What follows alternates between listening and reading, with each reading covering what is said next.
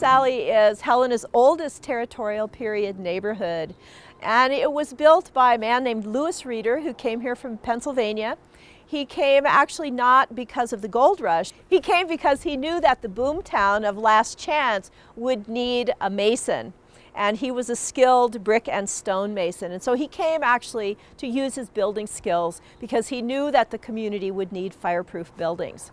And so he built the first courthouse, took in a number of contracts, made quite a bit of money, and began to invest in property and bought these lots here. And he had a great idea that he wanted to provide miners with better housing than those badly chinked log cabins. And so he decided to build a series of little apartments for miners. And between about 1873 and 1884, he built about 32 little one-room apartments that housed miners. And they kind of straggled up along the alley here in different buildings. At one time there were more buildings than you see today. In 1935, Helena had a series of very bad earthquakes, and many of the buildings here were damaged, and so some of the buildings were lost at that time. What you see today is probably about 14 little one-room apartments of the original 32. And Lewis Reader, little by little, built these apartments, and today some of them are almost exactly as he had built them, with no running water, just a place for a wood stove and a closet. He brought the row house idea that he knew from Pennsylvania with him, and this is the only place in Montana where you will see this type of architecture.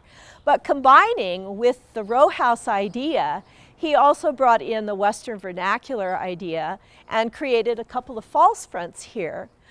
False front architecture is very important on the frontier because it made people think that the buildings were much bigger and grander than they really were. This was a very remote place to live, and so false front architecture you find in many western towns, particularly gold rush towns, where the areas were very, very remote.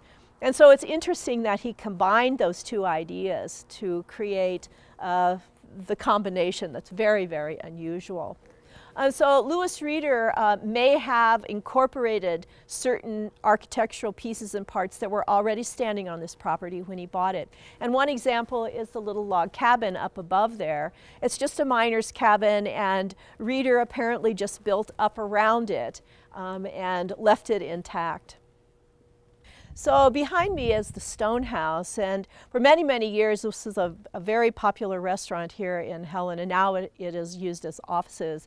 But in the early days when Lewis Reader first bought this property, the Stone House may have already been standing here. We're not really sure of its construction date. But you can see how it was converted into 4 apartments. The doorways are now blocked off, but it did house 4 small apartments and was part of the Reader's Alley complex. To the other side is a replica of what a claim shack might have looked like. It's not a historic building, but it is a very good representation. And up to the end of the alley, you can see what's called the Morelli Bridge, which is the oldest timber bridge in Lewis and Clark County. I think it is also the oldest timber bridge in the state of Montana. It was built in 1893. Here in the upper alley, this building is sometimes misidentified as a jail. And I think it's because in the 1870 census, the jail actually was down the way and across the street. And so you can find prisoners listed in the vicinity of Reader's Alley, but actually this was never a jail. These housed miners, these little apartments, until the mining was finished, and then they were almost always home to single men. Up even into the 1960s, when the alley was in danger of demolition during the coming of urban renewal, it still housed single men, but these were pensioners. And so there were 3 women who decided that Reader's Alley was a very important historical place and decided to really put forth a lot of effort to preserve it. When all of those men were relocated, they were able to purchase the buildings, and their vision was to create an artist colony here. This is Helena's Pioneer Cabin. It is the oldest documented dwelling in Helena.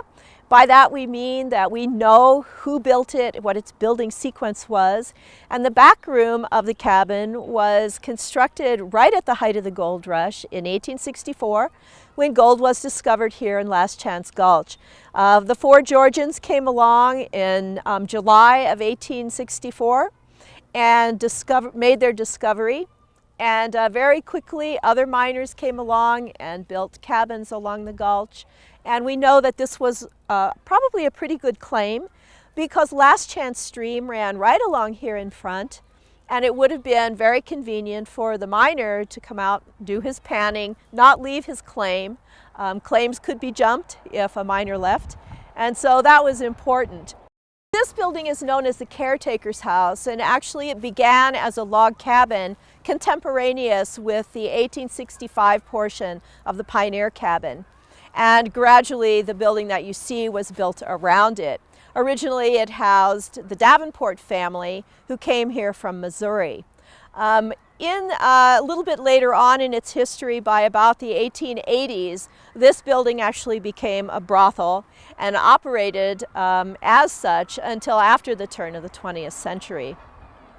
This cabin is known as the Yi Wow Cabin. It is the only standing building in Helena related to the rather substantial Chinese settlement that's spread out below Reeder's Alley. And it is under private ownership. It's the only building really in the alley that is under private ownership, and it is a private home.